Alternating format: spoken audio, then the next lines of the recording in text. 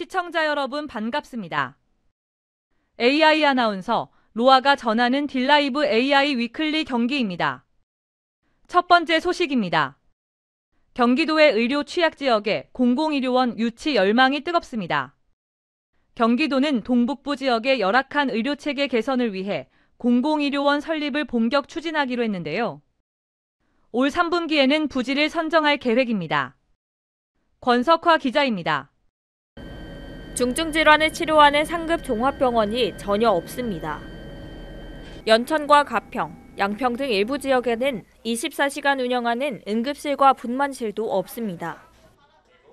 일부 지역의 고령화 비율은 전국 평균인 18%를 뛰어넘어 27.8%에 달해 응급질환에 취약한 상황입니다.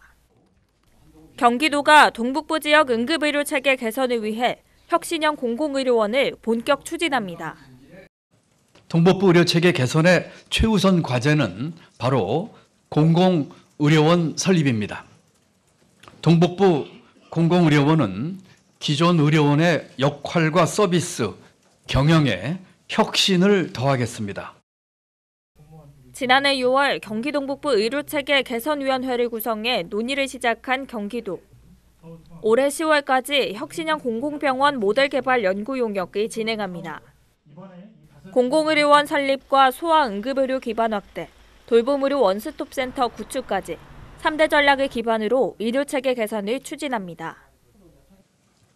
동북부 혁신형 공공병원은 도민의 의료비 부담을 획기적으로 줄이고 특히 취약계층 건강 증진에 크게 기여할 것입니다.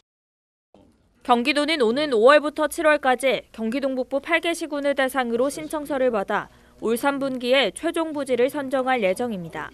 잠정 소요 예산은 부지 매입비를 제외하고 1,591억 원 규모로 보고 있습니다. 딜라이브 뉴스 권석화입니다. 보훈 정책은 국가를 위해 헌신한 국민과 직결된다는 점에서 그 의미가 남다릅니다. 사회와 국가의 존속을 지탱하는 중심과도 같기 때문인데요. 올해부터 달라지는 보훈 정책에 대해 정리했습니다. 박영찬 기자입니다. 2024년을 맞은 보훈 정책에서 가장 눈에 띄는 부분은 보훈 급여금의 인상입니다. 국가유공자의 기본 보훈금을 지난해 대비 5% 인상하고 상대적으로 지급액이 낮았던 6.25 전몰 군경 신규 승계 자녀에 대해선 12.5%가 인상됩니다.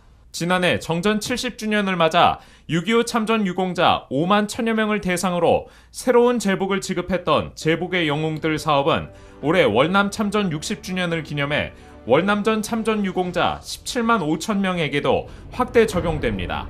복지 사각지대에 놓여있는 65세 이상 국가유공자에 대해선 부양자 적용 기준을 폐지해 생활조정수당을 지급합니다. 국가유공자와 그 보훈가족의 생활 안정을 위해서는 가장 중요한 게 일단 보훈급여금입니다. 이 부분을 대폭 인상을 했습니다. 월남 참전 유공자 분들에 대해서도 제복을 지급함으로써 이분들에 대한 사회적 존경심, 자긍심을 갖도록 그렇게 노력을 할 계획입니다. 국가보훈부는 전몰 군경과 소방관의 19세 이하 미성년 자녀에 대해 정서 안정을 위한 히어로즈 패밀리 프로그램을 진행하며 보훈 가족을 위한 생활 안정에 집중할 계획입니다. 딜라이브 뉴스 박영찬입니다. 최근 정치인에 대한 테러가 잇따르고 있는데요. 파주에서도 공무원이 둔기로 피습을 당해 충격을 주고 있습니다. 파주시는 공직자 폭행과 폭언에 엄중 대처한다는 입장입니다. 전병천 기자입니다. 지난달 26일 파주시 공무원이 60대 민원인이 휘두른 둔기에 머리를 가격당하는 사건이 발생했습니다. 이 민원인은 악취 관련 민원을 제기하다 자신의 주장이 받아들여지지 않는다며 공무원을 폭행한 것으로 조사됐습니다. 피해 공무원은 머리를 다쳐 병원으로 옮겨졌고 다행히 생명에는 지장이 없는 것으로 전해졌습니다. 파주시는 해당 민원인이 법적 기준과 행정 권한을 벗어난 동일 민원을 천여 차례 제기했다고 주장합니다. 또 조치 가능한 행정 처분을 내렸음에도 금전적 보상을 요구하며 담당 공무원에게 살해 협박을 비롯해 폭언과 폭행을 가해왔다고 설명했습니다. 이와 관련해 파주시가 공무방해 행위에 엄중 대응하겠다고 밝혔습니다.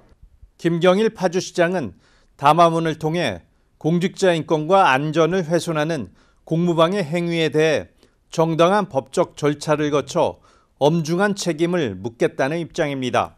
또 공직자를 향한 폭언과 업무 방해가 발생하지 않도록 신변 보호와 예방에 힘쓸 것이라고 덧붙였습니다. 파주시 통합공무원 노동조합도 공무원 폭행에 단호한 응징을 요구한다며 상담 공간과 사무 공간을 분리하고 현장 민원에 대한 보호 대책 등 예방책이 필요하다고 밝혔습니다. 딜라이브 뉴스 전병천입니다. 고양시가 노후 계획도시 재정비 관련 주민 설명회를 열고 추진 방향을 공유했습니다. 이번 설명회에는 이동환 고양시장과 김영식 고양시의회 의장, 주민과 전문가 등 200여 명이 참석했습니다. 설명회에서는 고양시 정비 기본계획 용역과 재건축 사전 컨설팅 용역 업체 관계자들이 각 용역에 대한 설명을 진행하고 질의응답 시간을 가졌습니다. 이 시장은 재건축 최대 걸림돌인 안전진단 완화가 정부 정책에 반영됐고 사전 컨설팅 등으로 준비해온 만큼 고양시에서 재정비 모범 사례가 나올 수 있다고 밝혔습니다. 설 연휴 기간인 2월 9일 0시부터 2월 12일 자정까지 경기도가 관리하는 민자도로 3곳의 통행료가 면제됩니다. 경기도는 설 연휴 기간 서수원 의왕간 고속화 도로와 제3경인 고속화 도로, 일산대교 등 3곳을 대상으로 무료 통행을 시행한다고 밝혔습니다. 이번 조치는 지난달 30일 제6차 국무회의에서 민생 안정대책의 하나로 설명절 고속도로 통행료 면제를 결정한 데 따른 겁니다. 이용 방법은 평상시와 동일하게 하이패스 장착 차량은 하이패스 차로를, 일반 차량은 요금소를 통과하면 됩니다. 이 시간 준비한 소식은 여기까지입니다. 딜라이브 AI 위클리 경기를 마칩니다. 시청해주신 여러분 고맙습니다.